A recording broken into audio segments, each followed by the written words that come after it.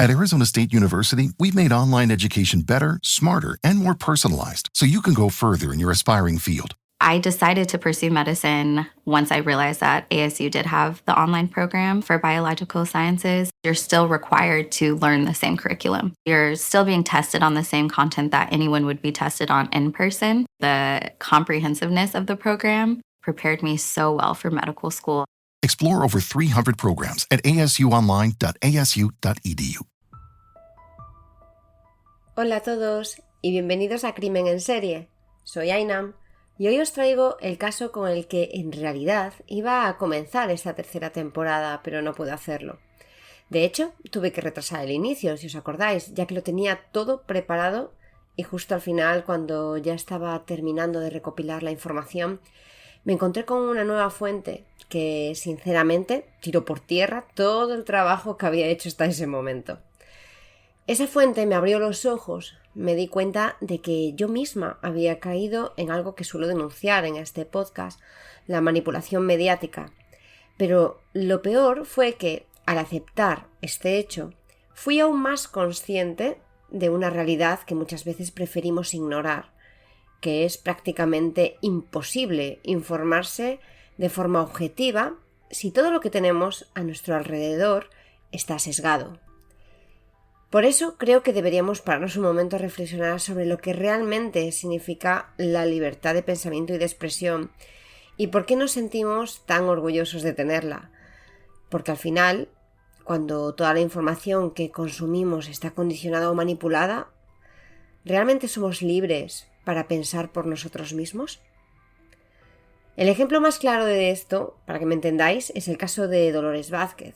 Cómo se vendió su imagen públicamente, cómo se la culpabilizó injustamente y cómo todo ello sirvió para encubrir una investigación mal llevada, una investigación que fue claramente negligente en relación a Tony King, un hombre que llegó a España después de haber matado en su país y aquí se le dejó total libertad a pesar de las advertencias. ¿Y por qué se produce una mala investigación? ¿Por mala gestión? ¿Por protocolos defectuosos? ¿Falta de recursos o de personal? Al final, todo gira en torno al dinero, aunque resulta bastante curioso que la falta de recursos sea siempre la excusa que se da, mientras que después parece haber muchos para tapar la verdad. Hoy vamos a tratar el caso de Sheila Barrero. Es un crimen sin resolver y que ha resultado ser todo un misterio, pero muchas de las incógnitas que lo rodean se deben precisamente a errores. No sé si conocéis el caso. Si es así, puede que haya quien opine que Borja, el principal sospechoso, es el culpable. Pero yo no voy a seguir ese camino. Por suerte, descubrí Los guantes de Simpson, la fuente de la que os hablaba antes. Es una página de ensayos sobre investigación criminal, cuyo autor demuestra un conocimiento profundo sobre este y otros casos que me han llamado mucho la atención, y que probablemente utilice como referencia para futuros episodios. Su trabajo es muy riguroso y se nota el nivel de documentación e investigación detrás de cada análisis. Por eso, no dudé ni un segundo en escribirle y pedirle su consentimiento para poder transmitiros parte de su trabajo. Os dejaré el enlace a su página en la descripción y os recomiendo muchísimo que la visitéis. Como decía, vamos a abordar este caso desde un punto de vista diferente al que se ha dado tanto durante la investigación como en la actualidad. Y como hay muchísima información, voy a dividir el caso en varias partes. Aún no sé si serán 2 o 3, pero en este primer episodio hablaremos del crimen en sí. Haré un resumen de lo que ha pasado en todo el caso y después empezamos a analizar la investigación y los errores cometidos, que no son pocos, ya os lo adelanto. Y como siempre, antes de empezar, agradeceros el tiempo que dedicáis a escuchar este podcast. Y ahora sí que empezamos. Hoy es viernes de podcast y vamos con el caso.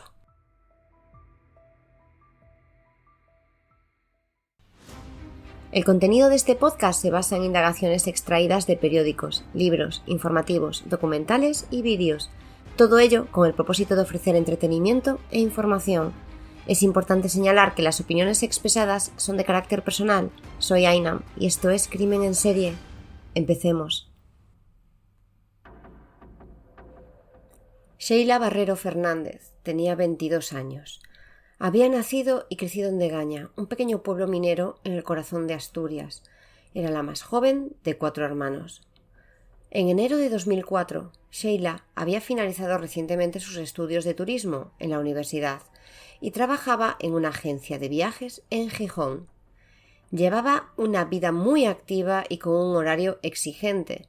De lunes a viernes trabajaba a tiempo completo en la agencia.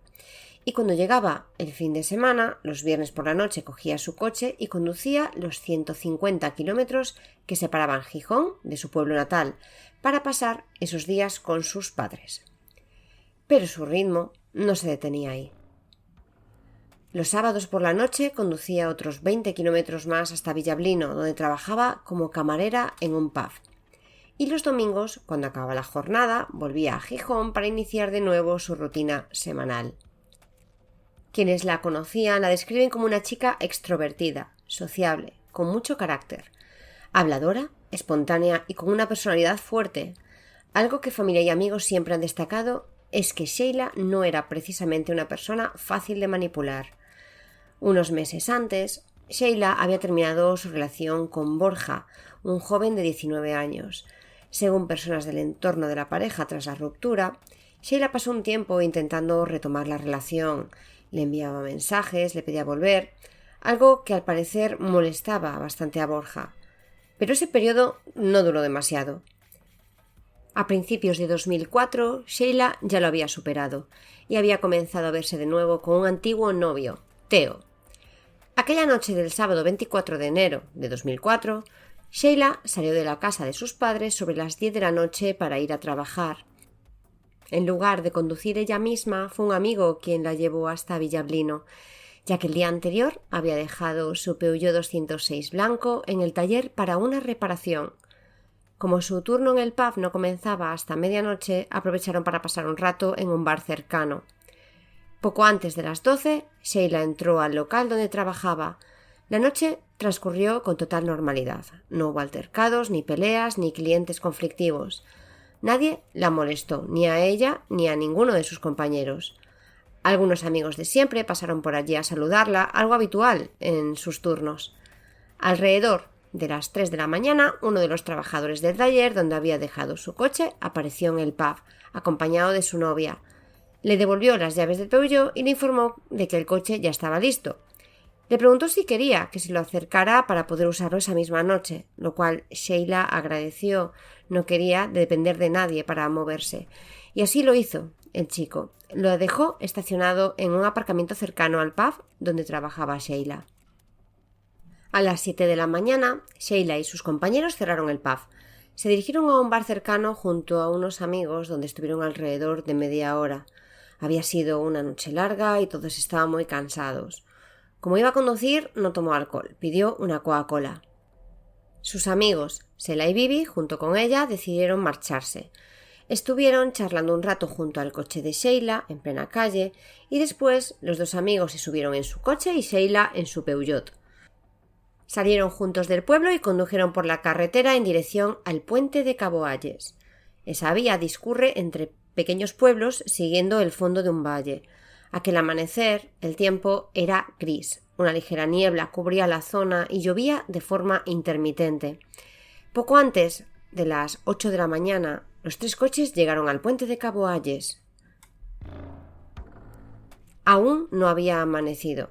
Ese día el sol saldría a las 8:35 y la oscuridad todavía dominaba el paisaje.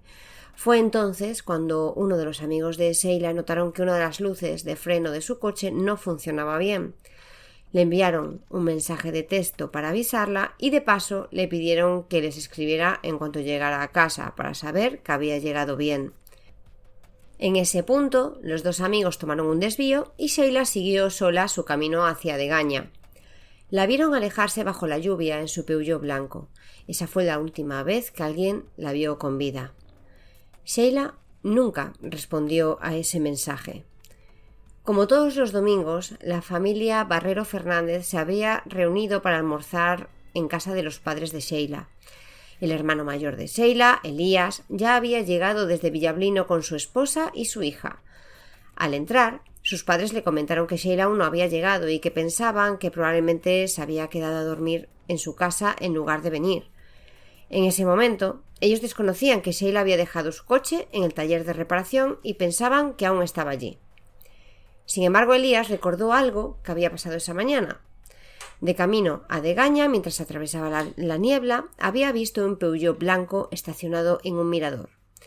En ese momento no le dio mucha importancia, ya que un coche como el de Sheila no era raro en esa zona, pero ahora, al recordar el detalle, pensó que podría ser su coche. Decidió contárselo a sus padres y, preocupado, cogió su coche para volver al mirador. Al llegar allí, Elías se encontró con un paisaje desolado. Desde su coche observó a lo lejos y, efectivamente, vio un Peugeot 206 blanco. Acercándose lentamente, leyó la matrícula trasera y pudo confirmar que era el de su hermana. Aparcó junto a él, en el lado derecho, y se acercó al vehículo con cautela. Al mirar por la ventanilla, vio algo que le causó un escalofrío. Sheila estaba sentada al volante, pero con la cabeza inclinada hacia la derecha. A primera vista, parecía que podría estar durmiendo, tal vez demasiado cansada tras la larga noche de trabajo. Elías la llamó suavemente, pero no obtuvo respuesta. Pensó que tal vez su hermana solo estaba descansando, así que se acercó a la puerta del conductor y vio que la ventanilla estaba ligeramente bajada, y la niebla oscurecía la visibilidad. Al mirar más de cerca, vio a Sheila apoyada sobre el volante, pero algo no estaba bien. Elías, lleno de inquietud, abrió la puerta y fue entonces cuando vio la escena que lo dejó paralizado. Un gran charco de sangre cubría el asiento del acompañante. Sheila estaba muerta. Elías, devastado y en shock, se dio cuenta de que su hermana había sido asesinada. Corrió por la carretera hasta que consiguió detener un coche. El conductor, que casualmente era conocido suyo, al percatarse de la gravedad de la situación, usó su teléfono móvil para llamar al 112. La Guardia Civil asumió la responsabilidad de la investigación, apoyados por la Unidad Central Militar de Operaciones, la UCO. El examen forense reveló que Sheila había recibido un disparo a quemarropa en la parte posterior de la cabeza con una pistola de pequeño calibre, específicamente una de 6,35 milímetros. La bala que fue recuperada atravesó su cráneo justo debajo de su ceja derecha y se estrelló contra el parabrisas astillándolo. El casquillo de la bala fue encontrado en la alfombrilla del asiento trasero del copiloto. Aunque Sheila estaba sentada correctamente en el asiento con la parte superior del cuerpo ligeramente inclinada hacia la derecha, había algunos detalles que llamaron la atención. Sus pies estaban sobre los pedales del coche. De manera similar, sus manos descansaban sobre sus muslos con una sobre la otra. Tenía algunas partes de las medias rasgadas y 4 marcas de presión de dedos sobre su muslo derecho. No se encontraron signos de entrada forzada en el coche ni indicios de robo. Sin embargo, había una cantidad considerable de sangre en el asiento del acompañante, lo que llevó a los investigadores a suponer que el cuerpo de Sheila había estado allí durante un tiempo después de su muerte. También se dedujo que el asesino la había reubicado más tarde en el asiento del conductor. El suelo del asiento trasero del conductor estaba húmedo. Sheila había conducido inicialmente sola en su coche desde Villablino, lo que junto con la trayectoria de la bala llevó a los investigadores a concluir que su asesino había accedido de alguna manera al asiento trasero del vehículo. Es importante recordar que esa mañana había estado lloviendo, lo que también pudo haber jugado un papel en la escena. Se tomaron huellas dactilares del coche, pero ninguna de ellas resultó relevante para la investigación. Solo se encontraron huellas de Sheila y sus amigos. Sin embargo, en el asiento trasero del coche se halló un objeto que aún hoy sigue siendo uno de los mayores misterios del caso: una bufanda negra que nadie pudo identificar. La bufanda presentaba lo que parecía ser un escudo de armas en uno de sus extremos. Este escudo representaba una flor, un libro abierto y un toisón de oro, un símbolo vinculado a una orden católica de caballería en varios países europeos. Esta bufanda no había sido comprada, era hecha a mano. Además, se encontró un fragmento de tejido perteneciente a una prenda diferente en la bufanda. Los investigadores también lograron tomar muestras de ADN de ella. Sheila y Bibi fueron las últimas personas que vieron a Sheila con vida, por lo que fueron los primeros sospechosos. Bibi fue descartado rápidamente, no tenía coche y fue dejado en su casa por Sheila tras separarse en el puente de Cabo Hayes. Sheila, en cambio, sí tenía coche, y aunque afirmó haberse ido directamente a casa, los investigadores comprobaron que habría tenido tiempo de volver al puente, seguir a Sheila y alcanzarla. Aún así, fue descartado gracias a un mensaje que envió desde su casa, lo cual se verificó mediante la señal de un repetidor cercano. Con ellos descartados, se investigó a Theo y Borja. Theo vivía en dirección opuesta a la que tomó Sheila y su coartada fue confirmada por su familia.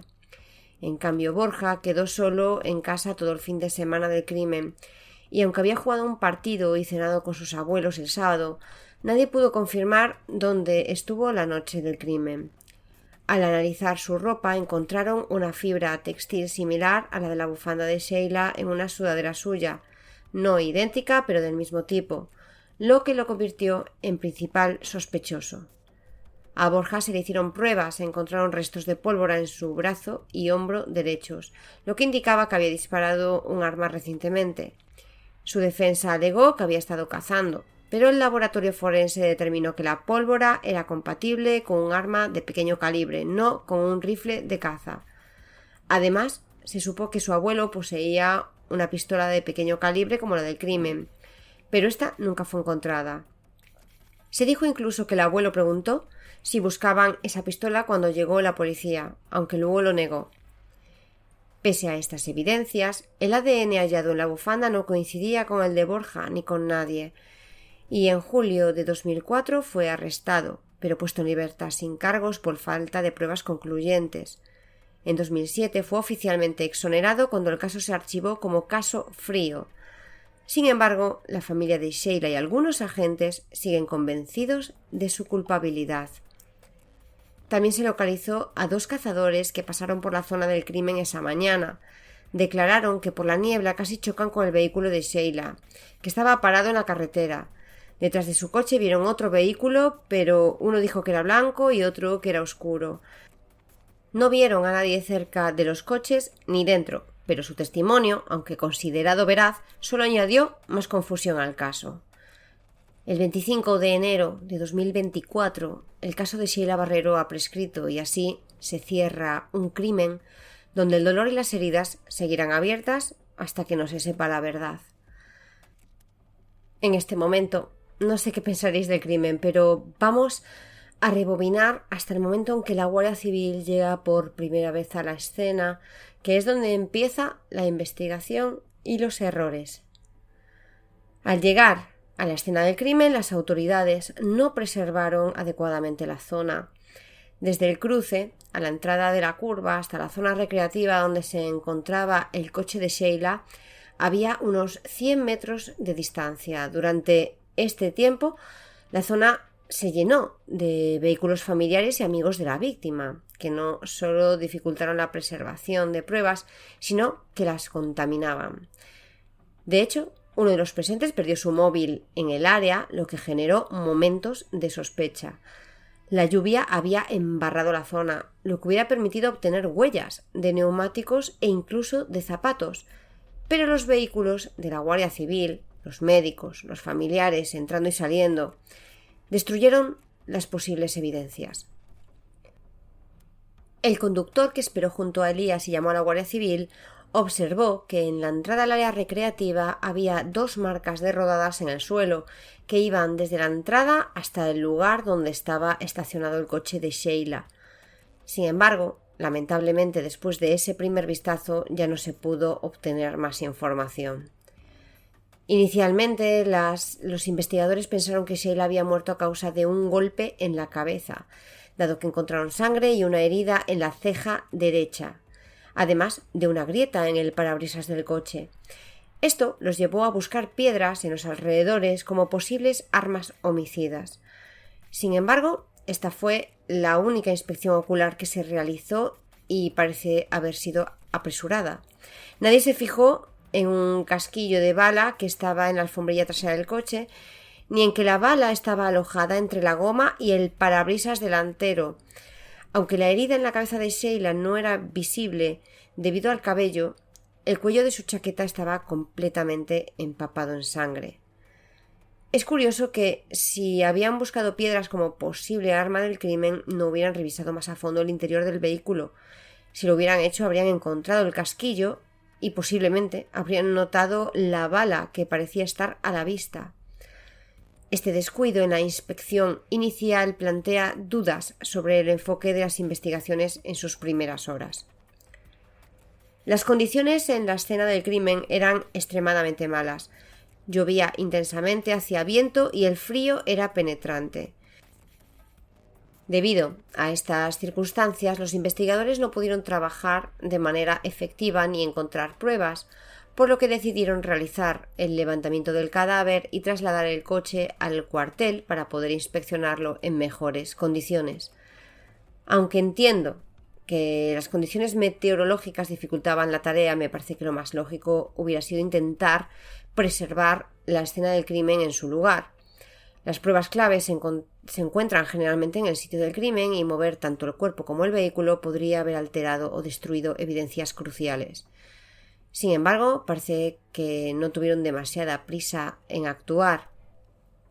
El coche permaneció en el cuartel sin que nadie lo inspeccionara hasta el día siguiente.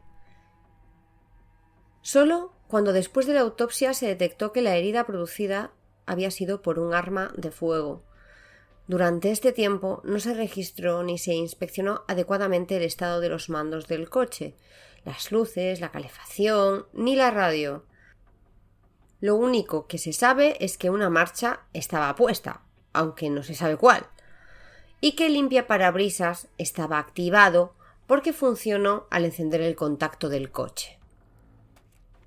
Cuando finalmente se descubrió la bala y el casquillo, no se realizó una correcta recogida de residuos del interior del vehículo, lo cual podría haber proporcionado información crucial, como la posición del tirador y la composición química del proyectil. Para empeorar las cosas, existen 2 informes en los que la marca del proyectil encontrado difiere entre ellos, pero ya lo hablaremos más adelante.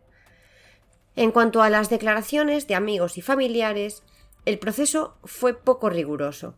Las coartadas proporcionadas no fueron verificadas y no se enviaron entrevistas ni averiguaciones significativas al juzgado.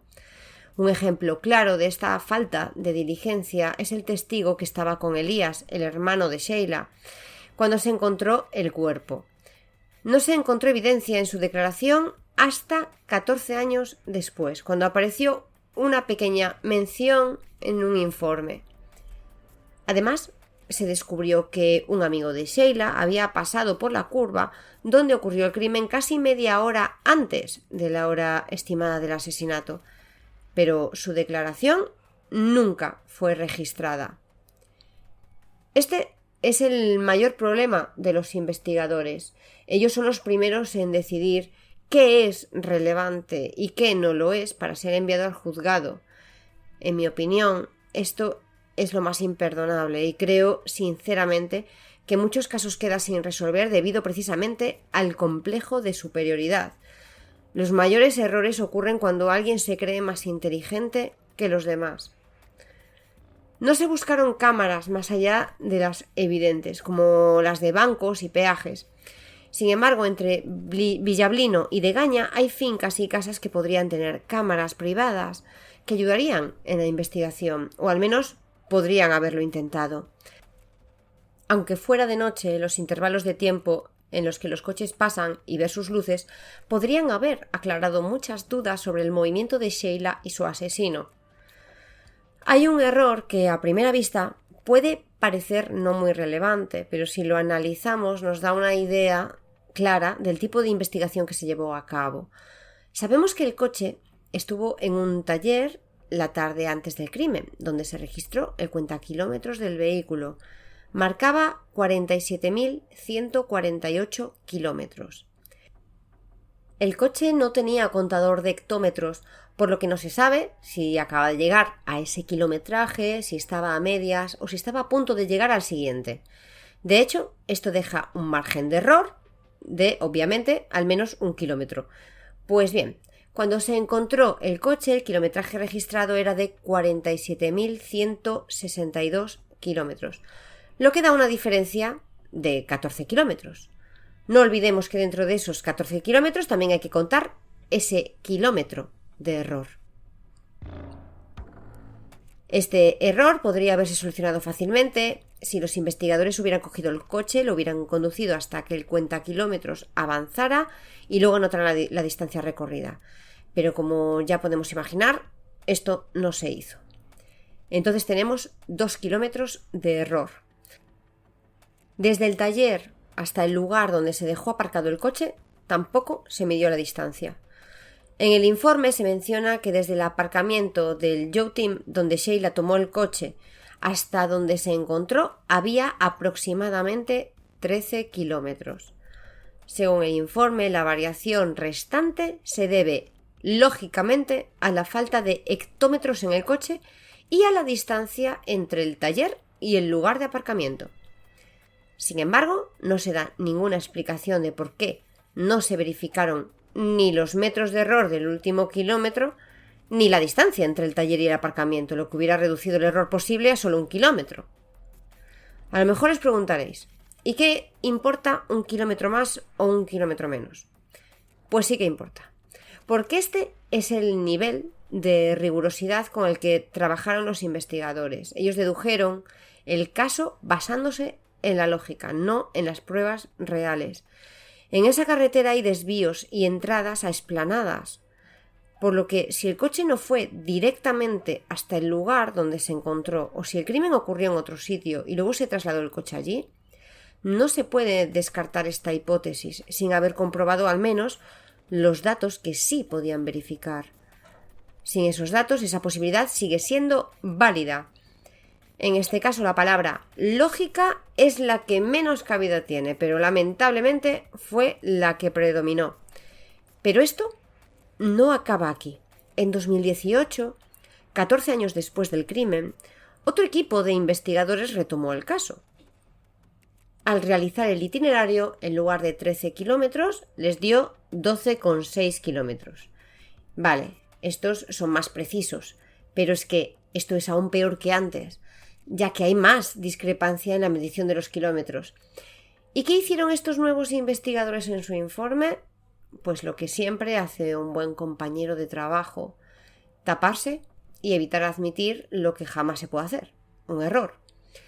Lo que hacen en estos casos es obviar la información. En el informe se menciona que la diferencia de 14 kilómetros es compatible con los 12,6 kilómetros del itinerario realizado por la víctima. Se plantea como hipótesis más probable que Sheila fuese abordada cerca del lugar donde fue hallada.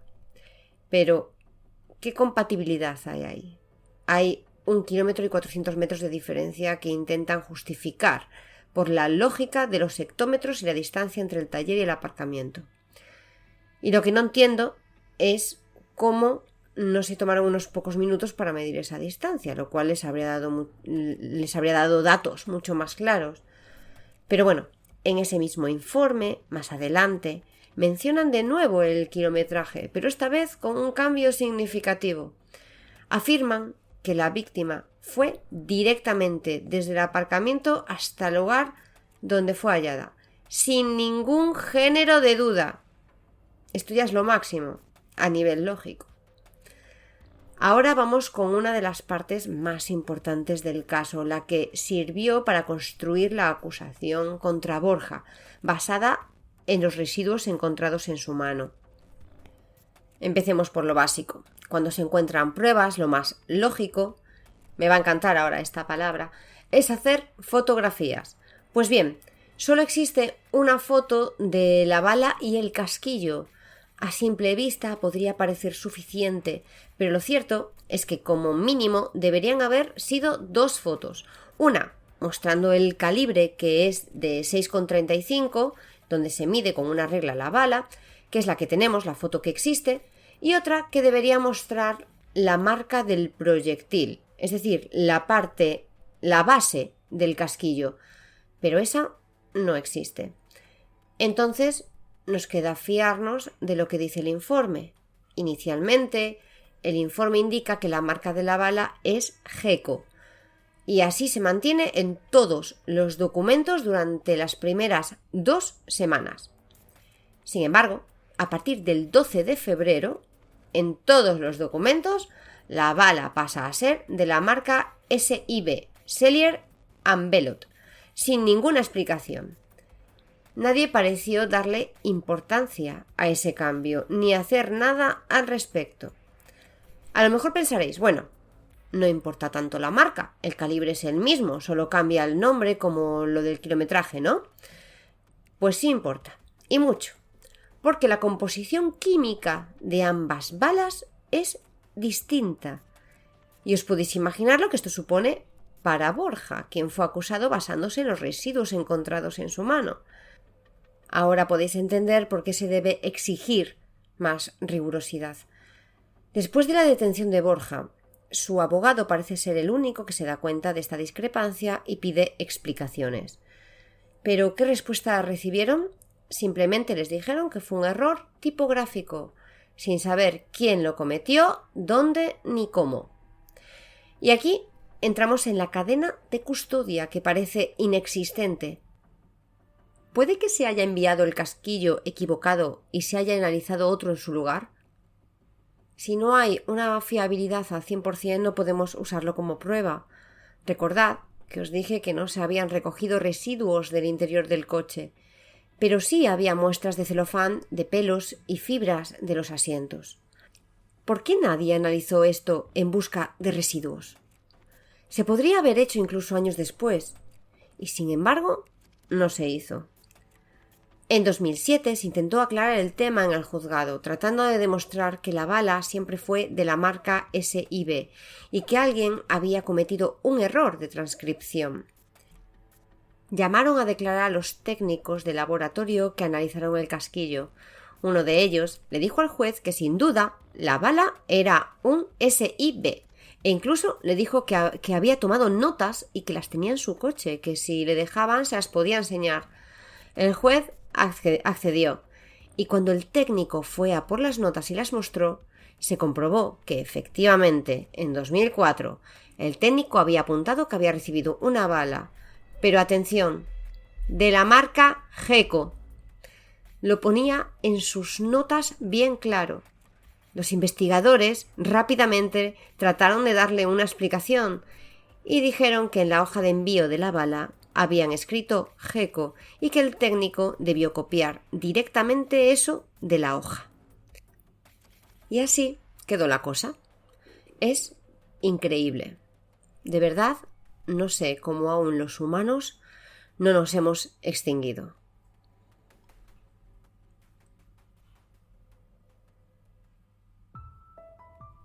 Hasta aquí la primera parte de este caso, que supongo que os estará dejando como me dejó a mí cuando encontré toda esta información. En la segunda parte vamos a profundizar en el tema de los residuos, porque creo que es vital en esta investigación, y creedme que hay muchísimo más que descubrir. Recordad que podéis visitar la página Los Guantes de Simpson y ver con profundidad todo este caso y muchos otros. Yo desde aquí le doy las gracias, no solo por toda esta información, sino por ayudarme a abrir los ojos y evitar extender más contaminación de la que ya por desgracia existe. Y ojo, que mucha de esa gente que lo hace no tiene la culpa, porque también creerán que su información es la válida, básicamente por lo que comenté al principio. Pero en fin, que es muy difícil, lo reconozco. Si os ha gustado el episodio, darle a me gusta, dejarme algún comentario con vuestra opinión sobre el caso, y ya sabéis que podéis poneros en contacto conmigo a través de mensajes privados en las redes sociales de Twitter o Instagram, o mandándome un email a crimenenserie@gmail.com. No olvidéis compartirlo con vuestros amigos y familiares, y así me ayudáis a crecer. Muchas gracias por estar ahí, y hasta dentro de 15 días.